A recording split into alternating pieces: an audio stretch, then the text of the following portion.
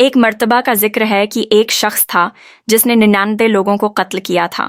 اتنے بڑے گناہوں کے باوجود ایک دن اس کے دل میں توبہ کا خیال آیا اور وہ واقعی پچھتانے لگا۔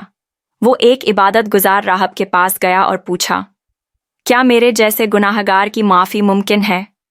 راہب اس قدر بڑے جرم سے حیران ہو گیا اور کہنے لگا، تم جیسے شخص کی بخشش ممکن نہیں۔ یہ سن کر وہ شخص مایوس ہوا اور اس نے راہب کو بھی قتل کر دیا۔ اب تعداد 100 ہو گئی۔ پھر بھی دل میں ندامت باقی تھی تو اس نے ایک عالم دین کو تلاش کیا اور ان سے وہی سوال کیا، کیا 100 لوگوں کے قاتل کی بھی توبہ قبول ہو سکتی ہے؟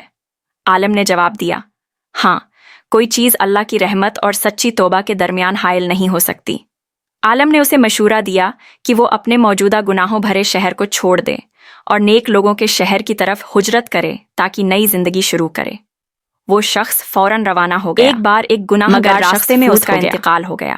فرشتوں نے اس کے اعمال نامے کو دیکھا تو گناہوں سے بھرا ہوا تھا۔ کہتے تھے جہنم کا فیصلہ توبہ کے ارادے سے نکلا ہے، مگر ایک فرشتے نے کہا بخشش کا حقدار ہے۔ رکو، عذاب کے فرشتے کہتے تھے کہ اس نے ابھی کوئی نیکی نہیں کی۔ اللہ تعالی نے زمین کو حکم دیا کہ نیک بستی میری مخلوق پر رحم کیا اور میں وہ شخص نیک بستی کے قریب سے بخش دو۔ نتیجہ یہ نکلا کہ اللہ نے اپنی بے پناہ رحمت سے اسے معاف فرما دیا۔ ایک چھوٹا سا عمل، چاہے گناہ کو پانی دینا بھی جنت کا ذریعہ بن سکتا ہے۔ اللہ کی رحمت ہمیشہ اس سے بڑی ہوتی ہے۔ اگر دل سے سچی توبہ کی جائے تو اللہ ہر گناہ کو معاف فرما سکتا ہے۔